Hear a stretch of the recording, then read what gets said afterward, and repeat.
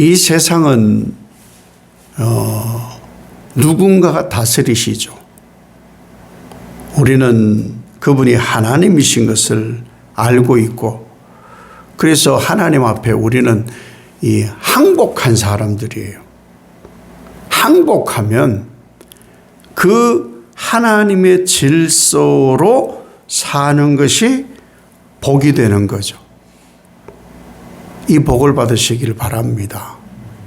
누가 다스리는지를 여전히 모르면 다스리는 분 질서에 들어가지도 않을 것이고, 그 다스리는 질서가 불편할 것이고, 그러면 모르겠어요. 많은 분들이 성경을 보는데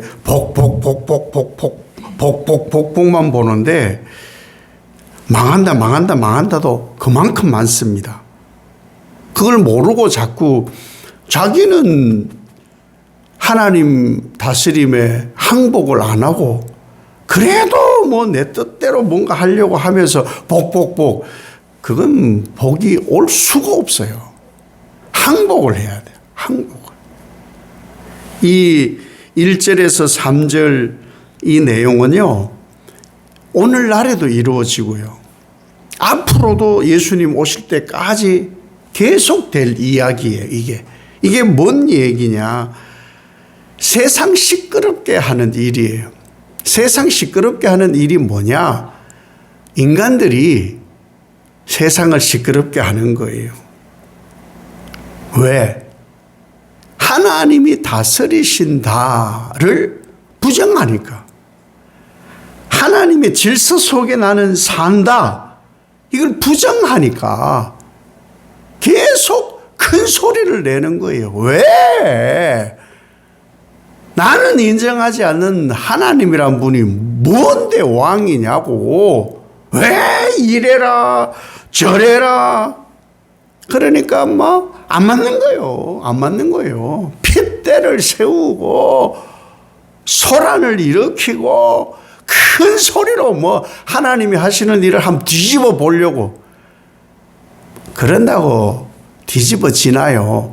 그런데 왜 이 세상은 하나님의 다스림이 불편하다고 자꾸 뒤집으려고 하냐? 해봤거든요. 이 악한 짓을 해봤거든요. 무엇으로? 예수를 죽여봤거든요. 자기들이 소리쳐 본 거예요. 소리쳐서 되니까 이 세상의 주인은 나야, 이렇게 된 거예요. 소리를 막 질러 보니까 이 세상 군왕들이 무릎을 꿇더라. 예수를 죽음에 내어주더라. 이 경험이 있어요. 그래서 여전히 예수님 오실 때까지 여전히 헛된 일을 꾸미고 계속 꾀를 내고 하나님을 대적을 하고, 그러면서 더 심지어는 하나님이 하시는 일이 결박으로 판단을 하는 거예요.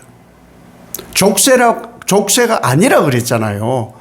족쇄가 아님에도 불구하고 하나님이 하시는 일이 족쇄로 생각을 하는 거예요. 간섭하는 걸로 생각을 하는 거예요. 그러니까 한번 경험이 있으니까, 하나님을 죽여봤으니까, 그래서 뭘 하느냐? 세상은 계속 큰 소리를 내보는 거예요. 또 한번 뒤집어 보려고. 그런데 하나님은요, 인간의 그 소리 지르고 소란을 일으킨다는 자기들은 압도했다고 그러지만 그 압도함에 하나님은 주눅들지 않는 분이에요. 하나님을 너무 모르는 거죠. 그래서 하나님이 이 인간들이 하는 일을 보고, 그 헛된 일을 보고 웃으시는 거예요. 웃으시는 거예요. 이게 어떤 싸움이냐 하면요, 아빠들하고 한 대여섯 살 된 애하고 막 놀이하듯. 그런데 이 장난삼아 하던 일이 싸움이 될 때가 있어요. 싸움이. 그러면은 애가 막 팔을 막 휘두르고 막 발길질 하는데 아빠는 한 대도 안 맞아. 왜? 애 머리를 딱 붙이고 이렇게 있으면은 꼼짝도 못해요. 왜? 아빠가 팔이 훨씬 기니까. 이런 모습인 거예요. 자기들이 뭘 하다가 처음에는 좀 따르는 듯하고 놀이인 듯 하다가 분이 치밀어 오르고 이겨야 되겠다는 생각을 하니까 막 덤비는데 딱 이렇게 머리 끝 잡고 이마를 밀면서 버티고 있으면요, 헛수고예요, 헛수고. 이 세상의 모든 인생들이 그런 거예요. 그래서 그러한 어리석고 그런 것을 보고 하나님께서는 이러시죠. 팔을 하나 딱 이마에 대놓고는 아유, 여유를 부리시고 계시는 거죠. 그걸 못 보는 거죠. 뭐라고 하시느냐. 한 왕을 세우시면서 너는 내 아들이다. 오늘 내가 너를 낳았다. 이렇게 말씀을 하는 거예요. 이게 무슨 의미냐 하면은 히브리적 이 왕권의 해석은 왕은, 이 땅의 왕은 하나님과 인간을 잇는 그런 가교 역할을 하는 것이 인간 왕인 거예요. 그런데 이 인간 왕이 세워놓으면 망가지는 거예요. 하나님 우리에게 왕을 주세요. 주변 나라 보니까 왕이 있어야 됩니다. 그래서 사울을 줬지만 사울이 배신하거든요.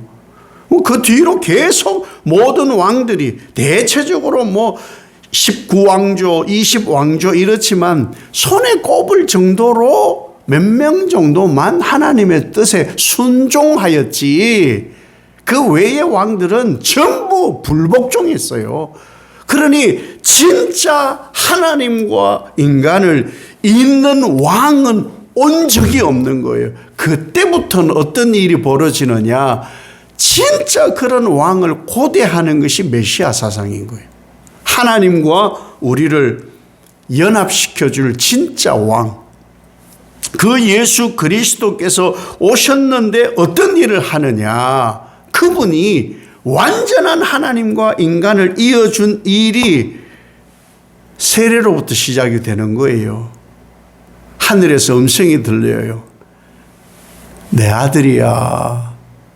이 시편 2편의 말씀이 예수 그리스도 세례 때 하늘이 열려서 내 아들이야. 그의 음성을 들어야 돼. 라고 하심으로 왕의 오심이 성취가 되는 거죠. 우리는 어떻게 살아야 되느냐. 계속 세상은 시끄러울 거예요. 시끄러우면 소리 큰 쪽으로 사람은 인간은 이 죄된 인간은 버릇이 그렇게 되어 있어요. 소리 큰 쪽으로 몰려가게 되어 있어요. 나는 아니라고. 아니요. 견디지는 못해요. 소리 큰 쪽이 맞거든. 왜? 인류 인간의 죄악된 역사가 그렇게 살아왔는데 뭐 나는 아니라고 그래. 그래 가는 거예요. 그런데 그러한 일들의 마음을 뺏기면 안 돼요. 마음을 빼앗기지 않는 유일한 방법은 이 아들에게 입맞추는 거예요. 이 입맞춤이 뭐냐 하면은 노예가 왕을 아련을 할 때 완전히 납작이 엎드려서 그 신발에 기어가가지고 입맞추는 거예요. 굴복이에요. 내가 그렇게 살아야 되는 거예요. 하나님의 질서 안에 그렇게 살아야 되는 거예요. 그 왕에게 입맞추듯 굴복하듯 항복하듯 살아야 그게 복이에요. 근데 우리는 내가 한번 살아보려고 내가 한번. 세상은 자꾸만 힘을 가져야 된다고. 힘을 가져야 된다고. 아니에요. 이 시편 기자들은 이 시편의 한 편의 고백을 하려고 자기 인생을 거기다 다 투영을 해 넣는 거거든요. 그게 얼마나 절절한 시이겠냐고요. 힘을 가져야 안전하다. 힘을 가져야 누가 함부로 하지 않는다. 업심여김 당하지 않는다. 수치를 당하지 않는다. 근데 그것과 예수님 십자가는 전혀 다르거든요. 그걸 모를 분이 아니잖아요. 그런데 굴복당하고 조롱당하고 수치당하고 왜? 하나님이 그렇게 하라 하시니까. 하나님은 철저하게 예수 그리스도께 그것을 요청하셨고 예수님은 철저하게 하나님의 그 요청에 항복하신 거예요. 이것이 하나님과 예수 그리스도와의 연합인 거예요. 그럼 우리가 그 하나님의 질서에 사는 사람이라면 이 통치하심에 저항할 필요가 없어요. 저항할 필요가 없어요. 분낼 필요가 없고 왜 이런 일이 벌어지느냐고 핏대 올릴 일도 없고요. 너는 왜 그렇게 사냐? 세상 사람들이 소리를 질러도 그게 귀 기울일 필요가 없어. 나는 예수 보고 가는 거예요. 예수도 그 군중의 소리에 아이고 어떡하지? 뭐 가슴 졸이고 아이고 어떡하면 이러지 않았어요. 그냥 그들을 불쌍히 여겼어요. 자기들이 막 기고만장에 이긴 것 같은 그때에 십자가에 딱 기대 가시고 하나님의 영광을 바라며 거기 계셨던 거예요. 우리는 그 질서로 사는 사람들이 그게 우리가 믿는 복음이고 신앙인의 삶이라는 거예요. 굴복하면은 하나님이 뜻밖의 얘기를 하시는데 그게 복이야 이렇게 말씀하시는 거예요. 우리가 왜 새벽같이 이렇게 일어나서 말씀 앞에 무릎을 꿇느냐. 우리도 살다가 보면요 속 시끄러운 일 생겨요. 그래서 그 속 시끄러운 일들 때문에 감정이 격해지기도 하고 그렇습니다. 더더욱이나 하나님의 계획을 다 알 수가 없는데 내가 초조하다 보면은 나의 계획과 충돌이 될 때 더더욱이 우리는 불편하고 불안해지는 것이 당연한 거예요. 그때 뭘 해야 되느냐? 왕에게 굴복하면 되는 거예요. 뭐 내 힘으로 괜찮아요. 굴복하면은 그 하나님의 질서, 왕의 질서 속에 살아가기 때문에 그분이 나에게 복을 주신다. 항복함으로, 굴복됨으로. 그러니까 저항할 필요가 없다. 저항할 필요가.